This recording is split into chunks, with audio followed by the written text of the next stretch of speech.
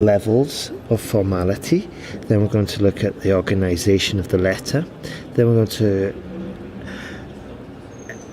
cover a very interesting topic which I think will help your writing in general, not just for General Task 1, but that's about writing for the reader, not for the writer. And that's a very interesting point that I'm quite excited to teach, actually.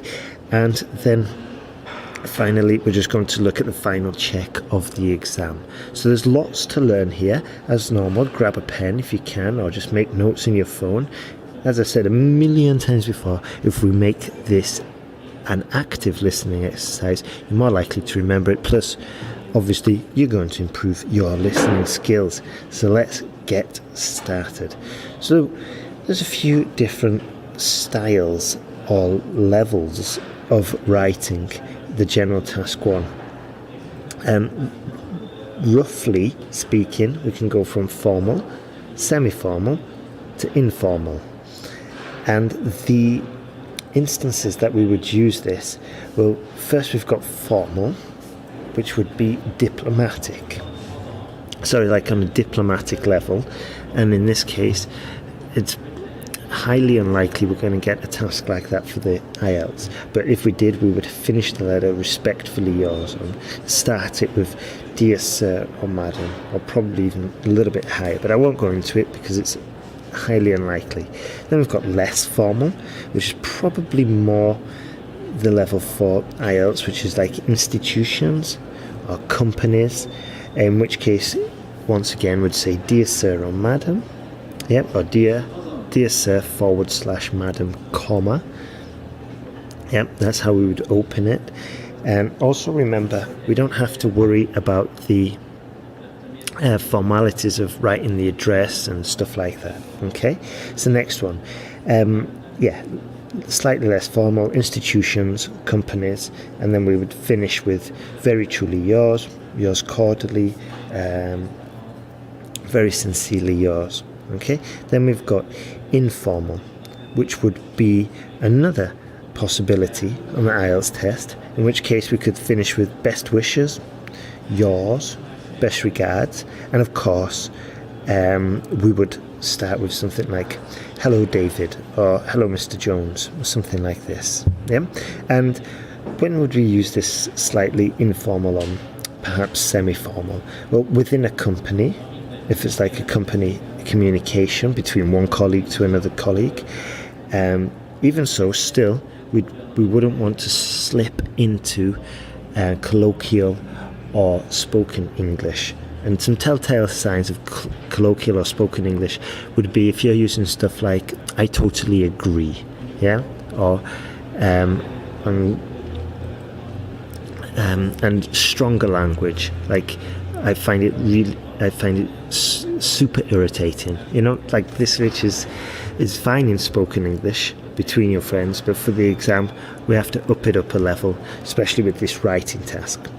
And then we've got the most informal level, which would be between families and friends, and this is where it's a bit more lively.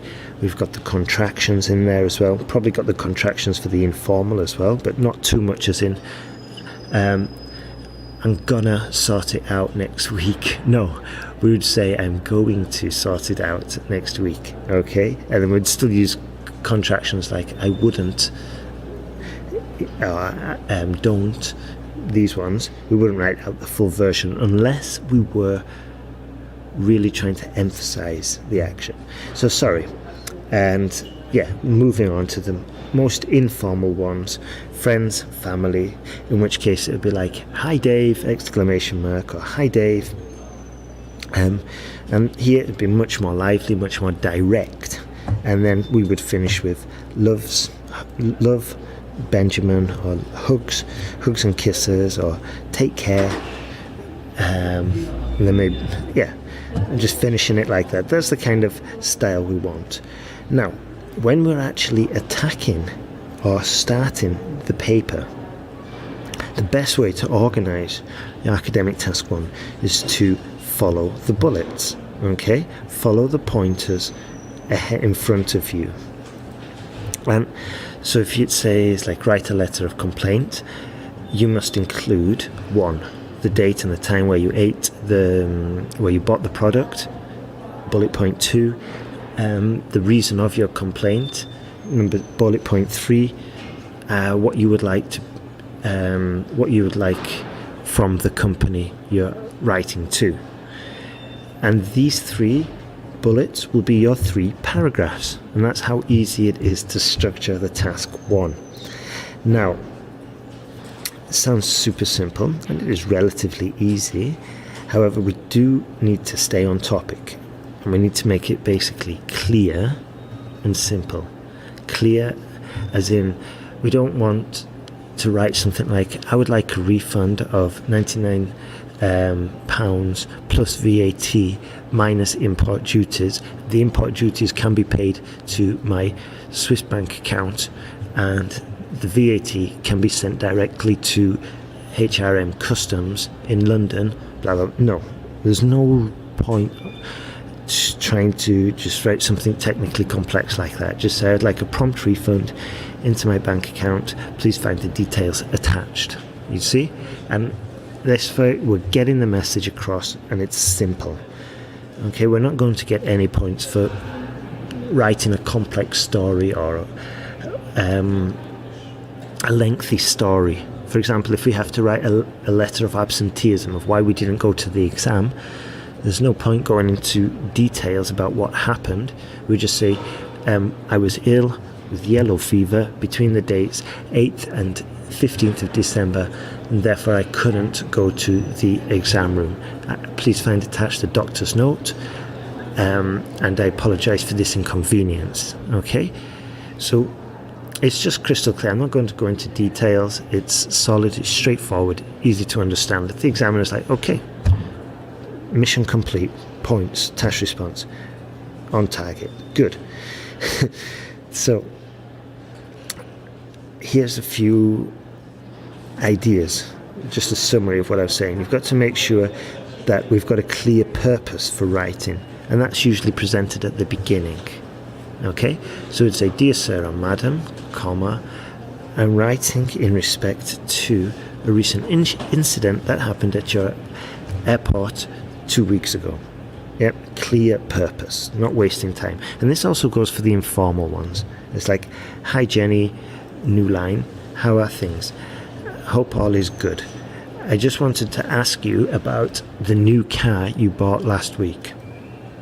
Yeah, it's clear. We're just warming up the conversation a little bit because this is slightly informal, like how things, this is all informal letter writing. And then I just wanted to ask you about the new car. And notice as well, we would actually write the contractions. I just wanted, sorry, that's not contraction. I just wanted to ask you about the new car. Yeah, or how's things, instead of how are things going. So those are contractions actually, but it's just more shortened speech. That's what I wanted to say. So the purpose for writing, we'll put the details, only the essential details. Okay, only the essential details. So if it says state your name, age and previous experience, you put that in the actual letter. But we don't say our birthdays, or we don't go into details about the experience or about experiences that we want. We just literally just follow the instructions. And then the closing, which I just briefly covered before. And the closing obviously has to correspond to the style of the writing. Now, what I want to go into is, while we're doing this, we must pay attention of not writing this letter for ourselves. And this is a really good skill to learn, not just for the IELTS. It will help you with your IELTS score, but it will also help you in your future English letter writing and just future writing in general and communication. And the principle is like, you don't write for yourself, you write for the reader. And the best way to explain this is through examples. So I'll give you a clue. Well, first of all, we're always courteous. We're not antagonistic. Okay, we're not talking about crazy threats of taking them to the court and threatening them to sue them with a class action lawsuit. No, we're going to try and be courteous and avoid confrontation. And now here's the main gist. So I'll give you an example, okay? Where the letter is a request letter, and we're asking for some money back, okay? Here's one example. If you don't give me a full refund, I'll contact the police in the next 24 hours. Okay? This is when we write for ourselves, because this is probably what's happening in our head. Now, if we want to write to the reader and for the reader, we would say something like, I would appreciate your considering to pay a full refund. And it's just more courteous, and it's much more likely as well that they're going to actually respond. And then perhaps later, when if the problem needs to be escalated, we can threaten and say we're going to contact the police. But at least in an IELTS essay, we don't want to be jumping to that level. In an IELTS letter, we don't want to be jumping to that level straight away. So here's another example. In a job application, we can either make it writer focused or reader focused. I'll give you one example. I have 3 degrees and a lot of accounting experience from my last job. Okay? Now if we want to make it reader focused, we could say reader focused. We would say I have qualifications and experience that would definitely help in your accounting department. So we switch the focus onto the reader.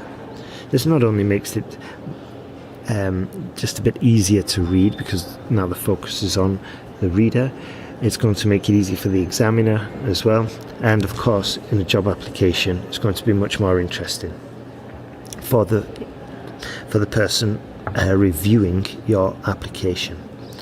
So that would be the first issue. I'll give you one more example. So basically, if you think that the focus in that text, in your text, is all about you, then try and switch it and see how, if you were the reader, what you would like to hear for you. Okay? I'll give you one more example. You will be delighted to know that your project has been considered. Okay? This is writer focused because it's coming from a writer's point of view. The writer's there thinking, oh, this person's going to be very happy that we have considered their project. It's all about me, this letter, this sentence, okay? Whereas if we switch it to a reader focus, we could say, congratulations, your project has been considered. Well done, you're super fantastic. Basically, congratulations, your project has been considered. You see? And it's got a different focus altogether. And if you can incorporate this into your writing, definitely going to be helpful for the IELTS, and also for your cover light when you're writing your personal statement. If you can write it orientated towards the university and how you're going to help the project, or how you're going to help them achieve better average scores because you're capable of doing this. Or even if you're applying for a job as a doctor, you could say I don't know, I totally agree with your quality control processes. In fact, I'm a keen supporter of this in my own practices, blah blah blah. Okay, but just focusing it on them. So that's what I wanted to say. Well, when you're considering constructing the text, and like I said, we're going to be looking what kind of language, formal, semi-informal, informal. One idea basically per bullet. It's going to be reader orientated, reader focused, and then we're going to check. So what do we look for when we check? The easiest part would be to check that we've covered all the bullets in the requirements, in the task requirements. Or did we forget to mention our personal experience? Did we forget to mention a possible solution? So we must review the work. Then we look at the writing, and we can see, and we've got to concentrate on the largest issues first. Okay? So we go through and we read in the sentences, and if possible we're reading it aloud but just with a whisper, and we're going through and looking for grammar inconsistencies and issues. Correct those first. big issues first.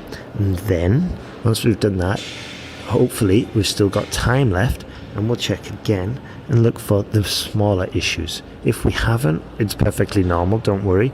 If you have got time left, don't sit there drawing pictures or twiddling your thumbs. Just have a look, go through it, look for issues, punctuation, look for mistakes that you've made previously in your practice writing, and correct them. So that's roughly, it's not roughly, it's a strategy to improve your score in the IELTS writing task 1 in the general. Now, if you're really serious about improving, then I'd consider getting some feedback, getting your essay corrected, and this way it's the fastest way to improve. And you can do that at IELTSwritingtask.net.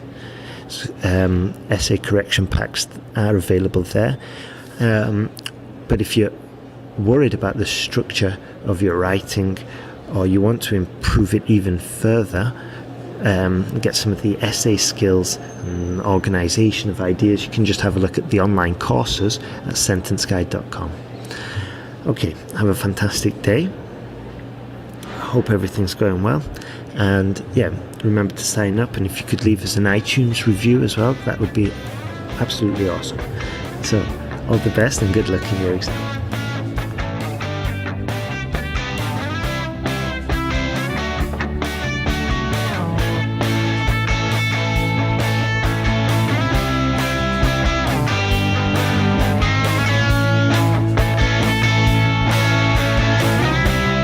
Thanks for listening to IELTSpodcast.com.